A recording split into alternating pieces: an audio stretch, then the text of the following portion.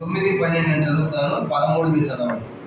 9వ వచనం. అందుచేత ఈ సంగతి విననాట నుండి మేము మీ నిమిత్తం ప్రార్థన చేయక మానక మీరు సంపూర్ణ జ్ఞానమును ఆత్మ సంబంధమైన వివేకమును గలవారును ఆయన చిత్తమును పరిపూర్ణముగా గ్రహించిన వారునై ప్రతి సత్కార్యములో సఫలమగుచు దేవుని విషయమైన జ్ఞానమును అభివృద్ధి పొందుచు అన్ని విషయంలో ప్రభువుని సంతోషపెట్టినట్లు ఆయనకు తగినట్లుగా నడుచుకొనవలననియు ఆనందముతో కూడిన పూర్ణమైన ఓర్పును దీర్ఘశాంతమును కనపరచినట్లు ఆయన మహిమ శక్తిని బట్టి సంపూర్ణ బలముతో బలపరచబడవలనియు తేజోవాసులైన పరిశుద్ధుల స్వాస్థ్యములో పాలువార్ల మగుటకు మనల్ని పాత్రలుగా చేసిన తండ్రికి మీరు కృతజ్ఞతాస్తుతులు చెల్లింపవలననియు దేవుని బతిమాలుచున్నాము. చదవండి. ఆయన మనల్ని అంధకార సంబంధమైన అధికారులను విడుదల చేసి తాను ప్రేమించిన తన కుమారుని రాజ నివాసనగా చేసి ఆ కుమారుని యందు మనకు విమోచనం అనగా పాపక్షమాపణ కలుగుతున్నది. ఆయన అదృష్ట స్వరూపే సర్వసృష్టిని ఆది సంబూతుడై ఉన్నాడు. ఇయాలనగా ఆకాశం అందున్నవి భూమి అందున్నవి దృశ్యమైనవి గాలి అదృశ్యమైనవి గాలి అవి సింహాసనములైనను ప్రభుత్వములైనను ప్రధానులైనను అధికారములైనను సర్వమును ఆయన యందు సృజింపబడును, సర్వమును ఆయన ద్వారాను ఆయనను బట్టి సృజింపబడును. అన్నిటికన్నా ముందుగా ఉన్నవాడు ఆయన సమస్తమునకు ఆధారభూతుడు. సంఘము అను శరీరమునకు ఆయనే శిరస్సు. ఆయన అన్నింటిలో ప్రాముఖ్యము కలుగు నిమిత్తము ఆయన ఆది అయి ఉండి మృతుల నుండి లేచుట్లో ఆది సంభూతుడాయను. ఆయన సర్వ పరిపూర్ణత దేశపోలని ఆయన శిలువ రక్తము చేత సంధి చేసి ఆయన ద్వారా సమస్తము అవి భూలోకమందునవి పరలోకమందునవి వాటి అన్నింటినీ ఆయన ద్వారా తనతో సమాధానపరచుకోవాలని తండ్రి అభిష్టమైంది. మరియు గత కాలం ముందు దేవునికి దూరస్తులను మీ దుష్క్రియల వలన మీ మనస్సులో విరోధ భావం గలవారినై ఉండిన మిమ్మును కూడా సన్నిధిని పరిశుద్ధులు కాను నిర్దోషులు కాను నిరపరాధులు కాను నిలబెట్టకు ఆయన మాంసాయుక్తమైన దేహంలో మరణమని మిమ్మల్ని సమాధానపరిచింది. పునాది మీద కట్టబడిన వారై స్థిరముగా ఉండి మీరు విన్నట్టు ఆకాశం కింద ఉన్న సమస్త సృష్టికి ప్రకటింపబడినట్టు ఈ సువార్త వలన కలుగు నిరీక్షణ నుండి తొలగిపోక విశ్వాసమును నిలిచుండి నెడల ఇది మీకు కలుగును. పౌలను నేను ఆ సువార్తకు పరిచారకుడనైతిని. ప్రభు లేఖన భావం దీవించి మనందరితో కూడా మాట్లాడును కాక. ప్రార్థన. పరలోకమందున మా తండ్రి పరిశుద్ధ దేవ మీ స్తోత్రాలు. ఉదయకాల సమయంలో పాటల ద్వారా మీ నామాన్ని గణపరుచుకున్నందుకై స్తోత్రములు. ఈ సమయంలో చదవబడిన వాక్య భాగం కొలస్సీ పత్రిక 1వ అధ్యాయం 9 నుంచి 24 వచనాలు ఆరంభించిందిగా దయగా మా తండ్రి కొలస్సీ ప్రజలు తండ్రి ఎట్లాంటి పరిస్థితుల్లో వాటి ప్రభుని నమ్మారు. ఆ సంఘములో ప్రభు మరి ఎంత గొప్పవాడు ఉన్నాడనే సంగతి పౌలు గారు ప్రభు ఆ సంఘస్థులు ప్రభు యొక్క ఔన్నత్యం ఆయన స్థితిగతులు ఆయన ఏమై ఉన్నాడనే సంగతులు కూడా తెలియజేశాడు. అంత మాత్రమే కాదు వారు ఎట్లాంటి స్థితిలో ఉన్నారో కూడా తెలియజేశాడు. దాన్ని బట్టి ప్రభు ఈ ఉదయకాలంలో మీరేమై ఉన్నారు దాన్ని అలాగనే మేము కూడా ఒకప్పుడు ఏమై ఉన్నామో తెలుసుకుని ప్రభా దేవుడు ఆత్మగానికి ఆయన ఆరాధించేవారు ఆత్మతోను సత్యముతోను ఆరాధింపాలని తండ్రి మీ సెలవు చెందిందిగా కావున మా ఆత్మ దేవుడు సిద్ధపరచమని ప్రార్థిస్తున్నాం. చిన్నపిల్లల శబ్దాలు అలా తప్పించండి, పరిశుద్ధ వాహనం దయచేయండి. వచ్చే వారి మీ స్తోత్రాలు ఇంకా రావాల్సిన ప్రజలు మార్గ మధ్యలో ఎవరు ఏర్పాట్లు ఉన్నారు నడిపించి మహిమ పొందమని ఐక్యదాసు నన్ను మరుగుపరిచి అందరి కోసం వాకులు దయచేసి మీరే మహిమ పొందమని సమస్త మహిమాఘనత మీకు ఆరోపించుకుంటూ వందనాలు చెల్లిస్తూ యేసుక్రీస్తు వారి పరిశుద్ధమైన నామములు ప్రార్థించి స్తుతించి అతి వినయంగా వేడుకొనుచున్నాము తండ్రి. ఆమేన్. వీళ్ళ మనం చదువుకున్నటువంటి వాక్య భాగము అపోస్తలుడైన పౌలు మరి కొలస్సీ సంఘానికి రాసిన పత్రికగా మనం చూస్తాం. ఈ కొలస్సీ అనే ప్రదేశము మనము మ్యాప్లో చూస్తున్నాము. అపోస్తలుడైన పౌలు గారి ప్రయాణాల్లో ఆసియా అనేటువంటి ఒక రాష్ట్రంలో ఉన్న ప్రాంతాలు చాలా ఉన్నాయి. వాటిలో ఈ కొలస్సీ అనే ప్రాంతం కూడా మనకు కనబడుతుంది. పౌలు గారు మరి ఈ ప్రాంతానికి వెళ్ళలేదు కనుక కొలస్సీ సంఘాన్ని పౌలు గారు స్థాపించలేదు కనుక బాబు పెట్టుకోవాలి. ఈ పత్రిక ఎలాంటి పరిస్థితుల్లో పౌలు గారు కొలస్సీ సంఘానికి రాశాడని మీకు అర్థం కావాలంటే దాని వెనకడి చరిత్ర మనకు తెలియాలి. పౌలు గారు ఆసియా రాష్ట్రంలో ఎఫెసు అనే పట్టణంలో సేవ చేస్తున్నప్పుడు దాదాపుగా 3 సంవత్సరాలు అక్కడ పరిచయం చేశాడు ఎఫెసు.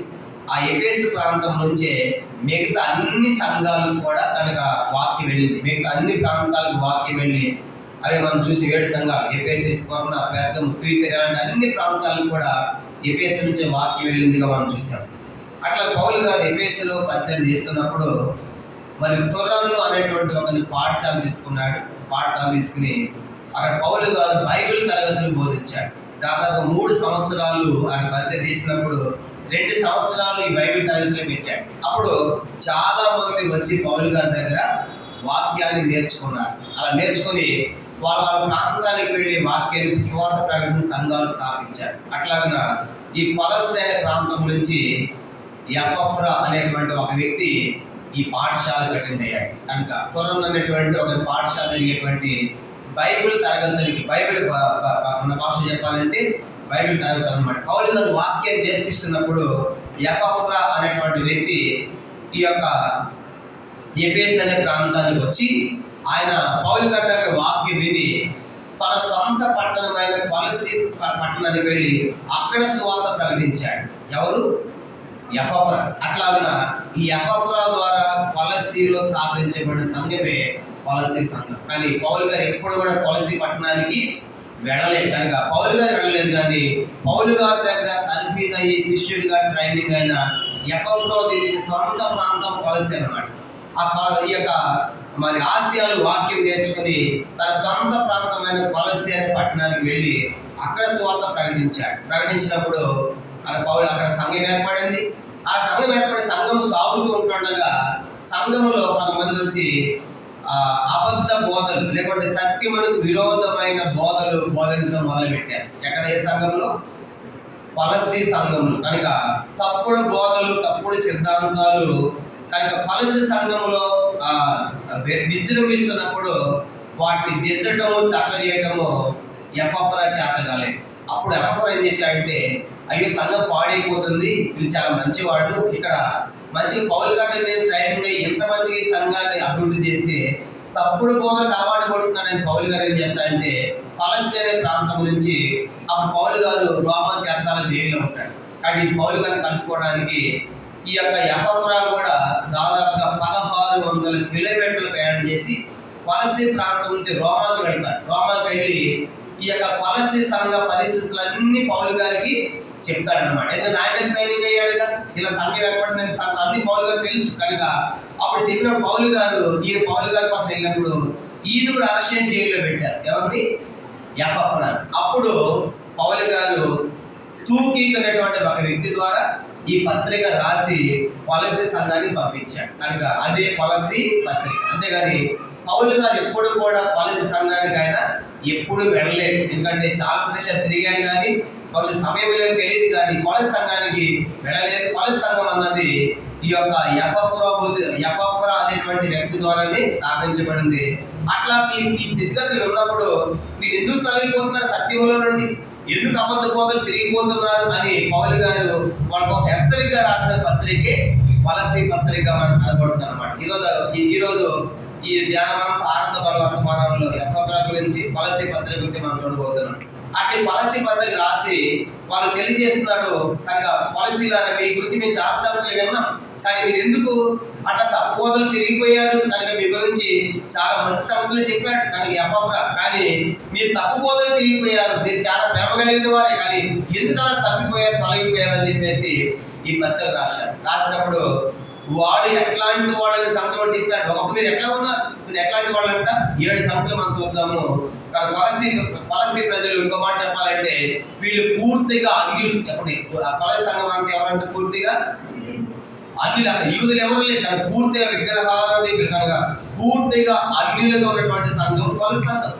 అట్లాంటి సంఘానికి పత్రిక రాశాడు. కానీ ఏమంటున్నారు చూడండి, ఆ సంఘస్థులు ఎట్లా ఉన్నారంటే పౌలు గారు వాళ్ళ గురించి 7 సంగతులు చెప్పాడు. మీరు ఒకప్పుడు ఎట్లా ఉన్నారంటే చూడండి, మొట్టమొదటి నేను ఒక చదువుతాను. 9-12 చివరి వచనం నేను చదువుతాను, గమనించండి. చివరి వచనం 9-12 వచనాల్లో 9-12 వచనాల్లో చివరి భాగం చూడండి. తేజోవాసులైన పరిశుద్ధుల స్వాస్థ్యంలో పాలివారి ఒకటి మనలను వాక్తులుగా చేసిన తండ్రికి మీరు కృతజ్ఞతాస్తుతులు చెల్లిపోవాలని దేవుణ్ణి బతిమాలుచున్న ఫలస్తీయులారా, మీరు దేవుణ్ణి ఆరాధించండి, దేవునికి కృతజ్ఞతాస్తుతులు చెల్లించండి. ఎందుకంటే మీరు తేజోవాసులైన పరిశుద్ధ స్వాస్థ్యములో మనలను పాలువారుగా చేశాడు, మిమ్మల్ని పాలువారుగా చేశాడు. కాబట్టి ఆ తేజోవాసులైన పరిశుద్ధ స్వాస్థ్యాన్ని బట్టి దేవునికి కృతజ్ఞతాస్తుతులు చెల్లించండి అని పౌలుగా చెప్పే మాట మనం చూస్తాం. కాబట్టి వాళ్ళు ఎందుకు కృతజ్ఞతాస్తుతులు చెల్లించాలంటే కనుక తేజోవాసుల పరిశుద్ధుల స్వాస్థ్యం మీకు ఇచ్చాడు, అనుగ్రహించాడు, దాన్ని బట్టి దేవుని ఆరాధించండి అంటాడు. వాస్తవాన్ని కొలస్సీ సంఘస్థులు ఎట్లాంటి వాళ్ళు అంటారు చూడండి. 7 సంఘం మనం చూద్దాము. మొట్టమొదటిది 13వ వచనం, కొలస్సీ పత్రిక 1వ అధ్యాయము 13వ వచనం. ఆయన మనలను అంధకార సంబంధమైన అధికారంలో నుండి విడుదల చేసి, అది మొట్టమొదటి. కొలస్సీయుల మీరు ఒకప్పుడు అంధకార సంబంధమైన అధికారంలో ఉన్నారు. అంధకారం అంటే చీకటిలో ఉన్నారు. కాబట్టి ఒకప్పుడు దేవుని ఎరగని వారిగా అంధకారంలో చీకటిలో ఉన్న బ్రతుకులేవి. కానీ అట్లాంటి మీకు ఈ స్వాస్థ్యం ఇచ్చారు. అక్కడ మొట్టమొదటిగా మీరు చీకటిలో ఉన్నటువంటి వారు ఉన్నారు, అంధకార సంబంధమైన అధికారంలో ఉన్నారు. ఆ సంగతి మీరు జ్ఞాపకం చేసుకుంటూ అంటున్నాడు. మనం కూడా అంతే కదా. మొదటి పేతురు 2వ అధ్యాయము 9వ వచనంలో మీరు చీకటిలో నుండి ఆశ్చర్యకరమైన వెలుగులోకి మీరు పిలిచిన రహస్యములను ప్రజలను చేయని మీద ఏర్పరచడం వంశము రాజులైన యాజక పరిశుద్ధ జనం దేవుని సొత్తైన ప్రజలుగా చేశారు. కాబట్టి ఒకప్పుడు ఫలస్తీయులు చీకటిలో ఉన్నారు, మనం కూడా ఒకప్పుడు చీకటి సంబంధాలుగా ఉన్నాం. అలాంటి మనకి లోకానికి వెలుగొట్టడానికే మరి లోకానికి వెలుగుగా యేసుగా వచ్చాడు. చీకటిలో ఉన్నటువంటి వారిని వెలుగులో తీసుకొచ్చాడు. ఆ స్థితిగతుల్లో ఫలస్తీయ సంఘం ఉంది, మనం కూడా ఉన్నాం. ప్రభా, నేను ఒకప్పుడు చీకటిలో ఉంటుంది, నన్ను వెలుగులో తీసుకొచ్చినందుకు స్తోత్రం. ఇది మొదటి సంగతి. రెండోది ఏమని చెప్పాడు, అదే 13వ వచనం. విడుదల చేసి తాను ప్రేమించిన తన కుమారుని యొక్క రాజ్య నివాసులనిగా చేశాను. రెండవదిగా ఇట్లాంటి చీకటి సంబంధమైన మనలకు దేవుడు తన కుమారుని యొక్క రాజ్య నివాసులుగా చేశాడు. అనగా మరి గమనించామంటే దేవుని యొక్క రాజ్యం అది శాశ్వతమైనది, అంతము లేనిది, యుగయుగాలు ఉండేది, కథలనేది నిశ్చలమైనది, ఇలా ఎన్నో సంగతులు చెప్పబడ్డాయి. అట్లాంటి రాజ్యంలో మనము నివాసం, ఒకరోజు మనం ఆ రాజ్యం స్వతంత్రించుకోబోతున్నాం. కాబట్టి అది ఎల్లప్పుడూ ఉండేటువంటి రాజ్యం, శాశ్వతమైన రాజ్యం. కనుక ఇట్లాంటి చీకటి సంబంధమైన మనకు మీకు అట్లాంటి నిత్యమైన రాజ్యాన్ని మరి తన కుమారుని ద్వారా తండ్రి దేవుడు యేసు ప్రభు వారి యొక్క బలియాగం ద్వారా మనం సిద్ధపరిచినందుకు గాను దేవుని ఆరాధించండి. రెండవదిగా ఆ రాజ్యాన్ని వాసులుగా చేసినందుకు గాను దేవుని స్తుతించండి అని చెప్తాడు. రెండవది. మూడో సంగతి చెప్తున్నాడు, అదే 14వ వచనం. ఆ కుమారుని యందు మనకు విమోచనం అనగా పాపక్షమాపణ కలుగుతున్నది. మూడవదిగా అంత మాత్రమే కాదు, దేవుడు ఆ కుమారుని ద్వారా, ఆ కుమారుడు యేసు ప్రభు ద్వారా మీకు విమోచన అనుగ్రహించాడు. విమోచన అంటే మీ పాపములకు క్షమాపణ కలిగించాడు, మీ పాపములను క్షమించాడు. కాబట్టి దాన్ని బట్టి దేవుని ఆరాధించాలి. కాబట్టి ఒకటి చీకటిలో ఉన్నారు, రెండవదిగా దేవుని రాజ్యాన్ని వాసులుగా చేశాడు, మూడవదిగా ఆ కుమారుని యందు విమోచించడం అంటే మీ అపరాధములకు లేదా పాపములకు క్షమాపణ కలుగుతున్నదంటే మన పాపములను అపరాధములను ఆయన క్షమించాడు. అందుకే ఎఫెసీ 1:6లో కూడా విమోచనం అనగా మీ అపరాధములకు క్షమాపణ కలిగించుదని రాయబడింది. కాబట్టి విమోచన అంటే అపరాధము లేదా పాపములకు క్షమాపణ కలిగించాడు. మన పాపములన్నీ క్షమించినందుకు కాదు దేవుణ్ణి మీరు ఆరాధించండి అంటాడు. ఇది మూడవ ప్రాముఖ్యమైన సంగతి. 3 సంగతులు చూసాం. మొదటి చెప్పడం ఫలస్తీయులు ఎట్లాంటి వాళ్ళు అంట, అంధకారం చీకట్లో ఉన్నటువంటి వారు. రెండవదిగా దేవుని రాజ్య నివాసులుగా చేయబడ్డారు. మూడవదిగా విమోచనగా వారి పాపములను దేవుడు క్షమించాడు కనుక మూడవది. 4వ సంగతి చెప్పినప్పుడు 21వ వచనం, కొలస్సీ పత్రిక 1వ అధ్యాయం 21, కొలస్సీ 1:21 చూడండి. మరి గత కాలమందు దేవునికి దూరస్తులను. చాలు. 4వ సంగతి చూసినప్పుడు ఫలస్తీయులు ఒకప్పుడు ఎట్లాంటి వారు, దేవునికి దూరస్తులు కనుక దేవుని అందుకే చెప్పారు కదా, పూర్తిగా అగ్యులు కనుక దేవుడు తెలియని వారు. అందుకే ఎఫెసీ 2వ అధ్యాయంలో కూడా రాయబడింది కదా. 2వ అధ్యాయం మనం చూసినప్పుడు మనం కూడా ఒకప్పుడు దేవునికి 2:13లో ఒకప్పుడు దేవునికి దూరస్తులం, క్రీస్తు రక్తం ద్వారా మన సమీపస్తులుగా చేయబడినవారు. కానీ ఫలస్తీ సంఘం కూడా ఫలస్తీయులు మీరు ఒకప్పుడు దేవునికి దూరస్తులుగా ఉన్నారు. అది గుర్తుపెట్టుకోండి. అట్లాంటి మిమ్మలను దేవుడు ప్రేమించాడు. చీకటిలో ఉన్నారు, రాజ్య నివాసాలుగా చేశాడు, మీ పాపములను క్షమించాడు. అంత మాత్రమే కాదు, దూరస్తులుగా ఉన్నటువంటి మీరు ఈరోజు దేవునికి సమీపస్తులుగా చేశాడు. మూడవది. నాలుగో సంగతి, వాళ్ళు ఎట్లాంటి వాళ్ళు అంటే 27వ వచనం కొలస్సీ పత్రిక 1వ అధ్యాయం 27 చూడండి. అన్య జనులలో ఈ మరణం యొక్క మహిమైశ్వర్యం ఏంటో అది అనగా మీ యందు క్రీస్తు మహిమా నిరీక్షణ ఏనాడు సంగతి దేవుడు తన పరిశుద్ధ తెలియపరచబడి ఇప్పుడు ఆ మర్మను వారికి బయలుపరచను. అన్య జనులలో అనే వాటికి వస్తారు. కానీ మీరు అన్యులుగా ఉన్నారు. కానీ కొలస్సీలాగా మీరు ఒకప్పుడు అన్య జనులు అట్లాంటి మీరు జ్ఞాపకం చేసుకోండి. అట్లాంటి మీరు ఇప్పుడు దేవుని తెలుసుకున్నారు, దేవునికి సమీపం కాగలిగారు. కాబట్టి 5వదిగా మనం చూసినప్పుడు ఈ కొలస్సీ ప్రజలు అన్య జనులుగా మనం కనబడుతున్నారు. కనుక అదే ఎఫెసీ పత్రిక 2వ అధ్యాయం మనం చూసినప్పుడు మనం కూడా అప్పుడు అన్య జనులు. ఎఫెసీ పత్రిక 2వ అధ్యాయం చూద్దాము. ఎఫెసీ పత్రిక 2వ అధ్యాయం 11వ వచనం. ఎఫెసీ పత్రిక 2:11. కాబట్టి మునుపు శరీర విషయంలో అన్యజనులై ఉండి శరీరమందు చేతితో చేయబడిన సున్నతి గల వారు అనబడిన మీరు, వారి యొక్క సున్నతి అయినప్పుడు మీరు ఆ కాలం మంది ఇశ్రాయేలు సహపౌరులు కాక పరదేశులను, వాగ్దానమైన పరిజనులను, నిరీక్షణ లేని వారు, లోకమందు దేవుడు లేని నుండి క్రీస్తుకు దూరస్తులను మీరు జ్ఞాపకము చేసుకోండి. 13. ఆయనను మునుపు దూరస్తులని మీరు ఇప్పుడు క్రీస్తు యేసునందు క్రీస్తు రక్తం వల్ల మీరు సమీపస్తులై ఉన్నారు. గమనించామంటే అది 5వదిగా కొలస్సీలు జ్ఞాపకం చేసి మీరు అన్యజనులుగా ఉన్నారు. కాబట్టి అది గుర్తుపెట్టుకోండి. అట్లాంటి మిమ్మల్ని దేవుడు ప్రేమించాడు కదా, కాబట్టి ప్రేమించి ఏం చేసిన మీకోసం ప్రాణం పెట్టాడు అనే సంగతులు జ్ఞాపకం చేస్తున్నాడు. ఇది 5వ సంగతి. కాబట్టి కొలస్సీలు అన్యజనులుగా మనకు కనబడుతున్నారు. చెప్పండి. ఇప్పుడు 5 సంగతులు. మొదటిది, వారు చీకట్లో ఉన్నారు. 2వదిగా వారు దేవుని యొక్క రాజ్య నివాసులుగా చేశాడు. 3వదిగా వారి పాపములకు క్షమాపణ విమోచన కలిగించడం క్షమించాడు, పాపాలు క్షమించాడు. 4వది, వారు దూరస్తులు కనబడుతున్నారు. 5వదిగా వారు అన్ని జనులు కనబడుతున్నారు. 6వది కొలస్సీ పత్రిక 3వ అధ్యాయం 6వ వచనం, వారి ఉగ్రత పాత్రులు అవిధేయులు కనుక వారి మీద ఉగ్రత ఉంది. కొలస్సీ పత్రిక 3వ అధ్యాయము 6వ వచనం, వాటి వలన దేవుని ఉగ్రత అవిధేయుల మీదకి వచ్చను. కానీ గమనించండి. 6వదిగా వాడు ఉగ్రతకు ఆ గురిగా ఉన్నారు కనుక ఉగ్రత పాత్రలుగా, ఉగ్రత సంబంధంగా ఉన్నారు. అట్లాంటి ఉగ్రత మీ మీద రావాల్సి ఉంటుండగా యేసు ప్రభువారికి ఆ యొక్క ఉగ్రతను సిలువలో ఆయన భరించారు. కాబట్టి మీరు దేవుని యొక్క ఉగ్రతకు పాత్రలు. అదే ఎఫెసీ పత్రిక 2వ అధ్యాయం మనం గమనించినప్పుడు, ఎఫెసీ పత్రిక 2వ అధ్యాయం కూడా మనం చూసినప్పుడు అదే మాట మనం గమనిస్తాము.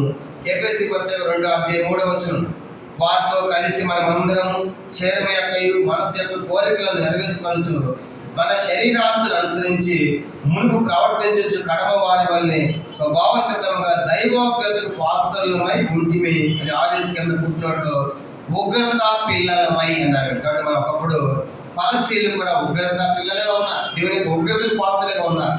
ఇట్లాంటి మిమ్మల్ని యేసు ఎంత ప్రేమించాడు కొలస్సీలారా. కాబట్టి మీరు ఉగ్రత పాత్రలు కాదు ఒకప్పుడు అనే సంగతి వాళ్ళ జ్ఞాపకం చేసుకున్నాడు. ఇప్పుడు 6 సంగతులు చూశాం. మొదటిది చీకట్లో ఉన్నారు. 2వది దేవుని యొక్క రాజ్య నివాసులుగా చేయబడ్డారు. 3వదిగా మీ విమోచన అంటే మీ పాపములన్నీ కూడా దేవుడు క్షమించాడు. 4వది దేవునికి దూరస్తులుగా ఉన్నారు, సమీపస్తులుగా కాగలిగారు. ఇప్పుడు దేవునికి సువార్త తెలుసుకొని. 5వదిగా అన్ని జనులుగా ఉన్నారు, దేవుని తెలుసుకుని ధనిలు అయిపోయారు. అంత మాత్రం ఒకప్పుడు ఉగ్రత పాత్రలు. ఈరోజు మేము ఉగ్రత లేకుండా యేసు ప్రభువు మన కోసం బలైపోయాడు. ఇట్లాంటి మీకు ఏమైందంట 9-10 వచనాల చివరిలో తేజోవాసుల పరిశుద్ధుల స్వాస్థ్యంలో మీరు పాలివారుగా చేశారు. ఇట్లాంటి మీకు పరిశుద్ధుల వాసులైన పరిశుద్ధ స్వాస్థ్యం మీకు లభించింది. దాన్ని బట్టి దేనికి కృతజ్ఞతాస్తుతులు చెల్లించండి అని పౌలు గారు చెప్పే సంగతి మనం చూస్తాం. అంత మాత్రమే కాదు, మీ స్థితిగతులు ఎట్లా ఉన్నాయి కదా, మరి దేవుడు ఎట్లా ఉన్నాడని చెప్పడానికి కూడా దేవుని గురించి కూడా పౌలు 7 సంగతులు చెప్పాడు. మీరేమై ఉన్నారో, కొలస్సీలు ఏమై ఉన్నారో చెప్పాడు. ఇప్పుడు అట్లాంటి దేవుడు ఏమై ఉన్నాడో కూడా 7 సంగతులు చెప్పాడు. దేవుడు ఏమై ఉన్నాడు? మొట్టమొదటి కొలస్సీ పత్రిక 1వ అధ్యాయం దేవుని యొక్క ఔన్నత్యము, దేవుని యొక్క గొప్పతనం కూడా 7 సంగతులు చెప్పాడు. ఇప్పుడు దాకా మీరేమై ఉన్నారో చెప్పాడు కొలస్సీలు. ఇప్పుడు ఎట్లాంటి మీకు దేవుడు ఏమై ఉన్నాడు? మొట్టమొదటిది 15వ వచనం, కొలస్సీ 1:15, ఆయన అదృశ్య స్వరూపే ఉండి సర్వ సృష్టికి ఆది సంభూతుడై ఉన్నాడు. మొట్టమొదటిగా దేవుడు అదృశ్య స్వరూపి, అందరికంటే శ్రేష్ఠుడైన అదృశ్య స్వరూపి అంటే మనకేం తెలియజేస్తా ఉంది? ఆయన మహిమ కలిగిన దేవుడు కనుక ఆయన ఒకేసారి అంతటా అన్ని ప్రదేశాల్లో ఆయన ఉండగలడు. అంటే పరిశీలారా, మీరు తెలుసుకున్న దేవుడు సామాన్యుడు కాదు. ఆయన అదృశ్యుడు, ఒకేసారి అంతటా ఉండగలడు. అన్ని చోట్ల ప్రత్యక్షం కావాలంటే మొట్టమొదటిగా ఆయన మహిమ కలిగిన దేవుడు మీరు తెలుసుకున్నారు అని ఆరాధిస్తున్నాడు. మొదటిది ఆయన మహిమ కలిగిన దేవుడు అదృశ్య స్వరూపం తెలియజేస్తున్నాడు. రెండవది మొదటి అధ్యాయం 17 వచనం, కొలస్సీ 1:17 చూడండి. ఆయన అన్నిటికంటే ముందుగా ఉన్నవాడు. రెండవదిగా దేవుని గురించి ఆయన అన్నిటికంటే ముందుగా ఉన్నాడంటే ఆయనే మొదటివాడు, ఆయనే ఆది, ఆయనే ప్రారంభం. కాబట్టి ఆయన ద్వారా సమస్తం. కానీ రెండో సంగతి జ్ఞాపకం చేస్తున్నాడు, ఆయన అన్నిటికంటే ముందుగా ఉన్నాడంటే సృష్టి క్రమం అంతటిలో కూడా మొదటివాడు ఆయనే. కాబట్టి అట్లాంటి దేవుడు ఆయన. మీకు తెలుసుకున్న దేవుడు మహిమ కలిగినటువంటి అదృశ్య స్వరూపి. రెండవదిగా ఆయన మొదటివాడు కనుక రెండవది చెప్పాడు. మూడవది ఉన్నాడు. మూడవది చూడండి 16 వచనం, ఎలయనగా ఆకాశమందున్నవి భూమి అందున్నవి అదృశ్యమైనవి గాని అవి సింహాసనములైనను ప్రభుత్వములైనను ప్రధానులైనను అధికారములైనను సర్వమును ఆయన యందు సృజింపబడును, సర్వమును ఆయన ద్వారం ఆయన బట్టి సృజింపబడును. మూడవదిగా దేవుడు ఎట్లాంటి వాడు అంటే అన్నింటిని సృష్టించేవాడంటే సృష్టికర్త అయిన దేవుడు ఆయన. కానీ పరిశీలనకైతే ఎరిగిన దేవుడు ఈయన సామాన్యుడు కాదు, ఈయన మరి సృష్టికర్త అయిన దేవుడు. అన్ని కూడా ఆయన ద్వారా సృష్టించబడ్డాయి. కాబట్టి అంటే ఆయన సృష్టికర్త అయిన దేవుడు అనే సంగతి పౌలు గారు పరిశీలన తెలియజేస్తా ఉన్నాడు. ఎందుకు ఇంత డీటెయిల్గా చెప్తున్నాడంటే రెండో వర్తమానంలో చెప్తాను. ఎందుకలా చెప్పాల్సి వచ్చిందంటే వాళ్ళు విగ్రహాలను తిరిగారు. అట్లాంటిది వాళ్ళకి ఈ పత్రిక రాసి మీరు తెలుసుకున్న దేవుడు ఎట్లాంటి వాడు, ఆయన అదృశ్యం అంటే మహిమగల దేవుడు కదా. కనుక ఆయన మొదటి వాడు, అన్నిటికంటే ముందున్నాడంటే మొదటి వాడు కదా ఆయన. అంత మాత్రమే కాదు, ఆయన అన్ని సృజించాడంటే సృష్టికర్త అనే దేవుడు కదా. నాలుగోది ఏమన్నాడు? నాలుగో సంగతి మనం చూసినప్పుడు 17 వచనం 17, ఆయన అన్నిటికంటే ముందుగా ఉన్నవాడు, ఆయనే సమస్తమునకు ఆధారభూతుడు. అన్నమాట గమనించండి. నాలుగవదిగా ఆయన సమస్తమునకు ఆధారభూతుడు అంటే ఆయన సర్వశక్తివంతుడు కనుక ఆయన సమస్తము ఆయన ద్వారా కలిగితే మనకు రాయబడుతుంది. కాబట్టి ఆయన సర్వశక్తిమంతుడు, లేదంటే ఆయన శక్తిమంతుడైన దేవుడు అనే సంగతి వలసలు తెలియజేస్తున్నాడు. కనుక ఆ శక్తివంతమైన దేవుని తెలుసుకున్నందుకు ఆ దేవుని ఆరాధించండి అంటాడు. ఇది నాలుగవది. ఐదవది 17 వచనం, కొలస్సీ 1:17 చూడండి. ఆయన అన్నిటికంటే ముందుగా ఉన్నవాడు కనుక సమస్తమునకు ఆయనే ఆధారభూతులని చూస్తాం. కానీ ఏడవదిగా క్షమించండి 18 వచనం 18, సంఘమును శరీరమునకు ఆయనే శిరస్సు, ఆయనకు అన్నిటిలో ప్రాముఖ్యము కలుగు నిమిత్తము. అంటే అర్థం ఏంటంటే అన్నిటిలో ఆయనకు ప్రాముఖ్యం ఉండాలంటే ఆయన అన్నింటిలో ప్రథమ స్థానం ఇవ్వాలి. కనుక ఆయన ప్రథముడిగా మనకు కనబడతాడు. కనుక ప్రథముడిగా కనబడుతున్నాడు, ప్రథముడు అన్నిటిలో. కనుక ఆయనకు ప్రాముఖ్యత కలిగి నిమిత్తం అంటే ఆయన ప్రథముడిగా మనకు కనబడతాడు. కనుక అట్లాంటిగా మీకు తెలుస్తుంది అని 17 చెప్పాడు. 18వ వచనము నెక్స్ట్ అదే 18వ వచనంలో ఇంకా ఏమంటున్నాడు? ఆయన ఆది అయ్యండి మృతులలో నుండి లేచుటలో ఆది సంభూతుడు ఆయన. కనుక ఆయన మృతుల్లో నుంచి లేచాడంటే ఆయన పునరుత్థానుడైన దేవుడు. ఆయన చనిపోయి సమాధి లేడు పరిశీలారా. కనుక ఆయన చనిపోయి సమాధులు లేడు, ఆయన మృతుల నుంచి లేచాడంటే ఆ దేవుడు పునరుత్థానుడైన దేవుని మీద తెలుసుకున్నారు. కనుక మరణంలో గెలిచాడు, సమాధిని గెలిచాడు, పాపాన్ని గెలిచాడు, లోకాన్ని గెలిచాడు. అట్లాంటి దేవుడు ఆయన మనం గమనించి అట్లాంటి మీరు తెలుసుకున్నారు. కాబట్టి ఆయన మరి మృతుల్లో లేచులో ప్రథముడు అంటే ఆది సంభూతుడు అంటే ఆయన పునరుత్థానుడైన దేవుడు. మరణము సమాధి ఆయన్ని బంధించి ఉంచలేకపోయింది. అట్లాంటి దేవుడు మీరు తెలుసుకుంది. కాబట్టి అట్లాంటి దేవుడు ఆయన ఆరాధించాలి. ఇది 6వ సంగతిగా చెప్పాడు. 7వది ఇంకేమని చెప్పాడు? 19వ వచనం, కొలస్సీ పత్రిక మొదటి అధ్యాయం 19వ వచనము, ఆయన యందు సర్వ సంపూర్ణత నివసింపవల్లని. ఆయన సంపూర్ణుడైన దేవుడు. చెప్పండి ఎన్నటువంటి 7వదిగా ఆయన సంపూర్ణుడు. ఆయన ఏ కొరత, ఏ కొదువ, ఏమి కనబడదు అనమాట. ఆయన పరిపూర్ణుడు, ఆయన సంపూర్ణుడు. ఇట్లాంటి దేవుడిని మీరు తెలుసుకొని ఎట్లాగో తప్పుడు బోధనకి వెళ్ళిపోతారు అని పత్రిక రాశాడు అన్నమాట. కాబట్టి ఇప్పుడు ఆ దేవుని గురించి 7 సంగతులు మనం చూసాం. మొట్టమొదటి చెప్పండి, ఆయన ఎట్లాంటి వాడు అంటారు? అదృశ్యుడు అంటే మహిమ కలిగిన దేవుడు. తర్వాత ముందుగా ఉన్నవాడంటే మొదటివాడు. ఆయన ద్వారా సృజించబడ్డ ఈ సమస్తం అంటే ఆయన సృష్టికర్త అయిన దేవుడు. సమస్తమునికి ఆయనే ఆధారభూతుడు అంటే శక్తిమంతుడు లేదా సర్వశక్తిమంతుడు. తర్వాత అన్నింటినీ ప్రాముఖ్యత కలిగి నిమిత్తం అంటే ఆయన ప్రథముడైన దేవుడు. అంత మాత్రమే కాదు, మృతుల్లోంటి లేచాడంటే ఆయన పునరుత్థానుడైన దేవుడు. అది మాత్రమే కాదు, ఆయన సంపూర్ణుడేదా పరిపూర్ణమైన దేవుడు. కానీ అట్లాంటివి మీరు తెలుసుకున్నారు. కానీ వలసలు మీరు ఎప్పుడు ఎట్లా ఉన్నారు? మీరు ఒకప్పుడు చీకట్లో ఉన్నారు. అట్లాంటి మీరు దేవుని రాజ్యాన్ని వాసన చేయబడ్డారు. అట్లాంటి మీకు విమోచన, పాపాలు క్షమించాడు. దూరస్థాన్ని మీరు సమీపస్తులుగా చేయబడ్డారు. అందులోనే మీరు ధనులుగా చేయబడ్డారు. ఒకరిగా పోతారని మీరు కనుక క్షమించబడ్డారు. అట్లాంటి మీకు ఏమిచ్చాడు దేవుడు? కొలస్సీ పత్రిక 1వ అధ్యాయం 9-12 చదువుతున్నా చూడండి. తేజోవాసులైన పరిశుద్ధుల స్వాస్థ్యములో పాలివాన మొగుటికి మనలను పాత్రలుగా చేసిన తండ్రికి మీరు కృతజ్ఞతాస్తుతులు చెల్లింపవాలని దేవుణ్ణి బతిమాలుచున్నారు. ఆర్థిగా మీరు తేజోవాసుల పరిశుద్ధుల స్వాస్థ్యములో పాలివారులుగా చేసినందుకు కాదు, కనుక మీరు కృతజ్ఞతాస్తుతులు చెల్లించాలి, దేవుని ఆరాధించాలని పౌలు గారు కొలస్సీని చెప్పే ఈ పత్రికలో చెప్పే సంఘటన మనం చూస్తాం. అలాగే కొలస్సీ సంఘాన్ని పౌలు గారు వాళ్ళు ఏమై ఉన్నారు 7 సంగతులు చెప్పాడు. అట్లాంటి వారికి దేవుడు ఏమైనాడు కూడా 7 సంగతులు చెప్పాడు. కాబట్టి ఉదయకాలము కొలస్సీ సంఘస్థుల వారి మనం కూడా అప్పుడు చీకట్లో ఉన్నాం. ఈరోజు రాత్రి నివాసం కాగలిగాం. మన పాపాలు క్షమించబడ్డాయి. దూరస్థులను సమీపస్థలు చేయబడ్డాం. అంత మాత్రమే కాదు, అన్యులమైన ధన్యులుగా చేశాడు, ఒకరు తప్పించాడు. తేజవాస పరిశుద్ధుల స్వాస్థ్యం మనకు అనుగ్రహించినందుకు కాను ఆ దేవుడిని ఆరాధిద్దాం. అంత మాత్రమే కాదు, ఆయన అదృశ్య స్వరూపం అంటే మహిమగల దేవుడిని గుర్తిద్దాం. అంత మాత్రమే కాదు, ఆయన అన్నిటికంటే ముందుగా ఉన్నాడంటే ఆయన మొదటి వాడి కాబట్టి ఆరాధించాలి. అంత మాత్రమే కాదు, ఆయన ద్వారా సమస్తము సృజించబడ్డాయంటే ఆయన సృష్టికర్త దేవుడు మనకు కనబడుతున్నాడు. ఆ సమస్తమునికి ఆధారం ఆయన అంటే ఆయన శక్తివంతుని దేవుడు మనకు కనబడుతున్నాడు. అన్నింటిలో ప్రాముఖ్యత ఆయన కలుగుతుందంటే ఆయన ప్రథముడైన దేవుడు మనకు కనబడుతున్నాడు. తర్వాత మృతులోండి లేచాడంటే ఆయన పునరుత్థానుడైన దేవుడు, మన కోసం ఆయన చనిపోయి సమాధి చేయబడి తిరిగి లేచిన దేవుడు. 7వ మనం చూసినప్పుడు ఆయన సంపూర్ణమైన దేవుడు. ఇట్లాంటి దేవుడు, ఎంత గొప్ప దేవుడు ఏమయ్యాడంటే మనకి కొలస్సీ పత్రిక చదివి ఆనందం. కొలస్సీ పత్రిక 1వ అధ్యాయం. ఎంత ఉన్నతమైన దేవుడు మన కోసం ఏం చేశాడంటే కొలస్సీ పత్రిక 1వ అధ్యాయము 19, 20, 21 చదువుదాం, 22 దాకా. అందరం కలిసి కొలస్సీ పత్రిక 1వ అధ్యాయము 19 నుండి.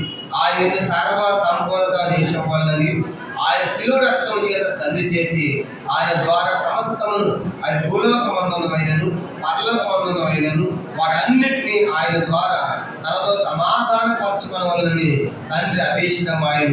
గత కాలమందు దేవునికి దూరస్తులను మీ దృష్టిల వల్ల మీ మనసులు విరోధభావం గలవారైన మిమ్మును కూడా తన సన్నిధిని పరిశుద్ధులుగాను నిర్దోషులుగాను నిరపరాధులుగా నిలబెట్టుటకు ఆయన మాంసాయుక్తమైన దేహమందు మానవులని మిమ్మల్ని సమాధానపరచను. ఒక కొలస్సీలాగా దేవుడు ఎట్లాంటి వాడు? ఆయన సిలువేయబడ్డాడు, శిలువ రక్తము కార్చాడు. కారణం ఏంటంటే మీరు పరిశుద్ధులుగా నిర్దోషులుగా నిరపరాధ నిలబెట్టాలని మీకోసం ఆయన మాంసాయుక్తమైన దేహమందు అంత ఉన్నతమైన దేవుడు శరీరం ధరించుకుని వచ్చి శిలువ రక్తాన్ని కార్చి మీ కొరకు చనిపోయి సమాధి చేయబడి తిరిగి లేచి మిమ్మల్ని సమాధానపరిచాడు. అట్లా దేవుడు ఆరాధించుకుని ఎలా ఉండగలరు అనే సంగతులు పౌలు గారు కొలస్సీ పత్రిక వాళ్ళు తెలియజేస్తారు. కాబట్టి ఉదయకాలం ఈ సంగతి తలపోసుకుని అట్లాంటి ఉన్నతమైన దేవుడు మన కోసము మరి మాంసయుక్తమైన దేహంలో వచ్చాడు, సిలువ వేయబడ్డాడు, రక్తాన్ని కార్చాడు. తద్వారా మనం దేవునితో సమాధాన పరిచినందుకు కాను ఈ ఉదయకాలం దేవుని ఎలుగెత్తి ఆత్మతో సత్యముతో మన ప్రభుని ఆరాధించదుము గాక. ప్రభు తన వాక్యాన్ని ఆశీర్వదించను గాక. మనం లేచిన బడి ఒక పాట మనం పాడుతుంటాము. ఆ సమయంలో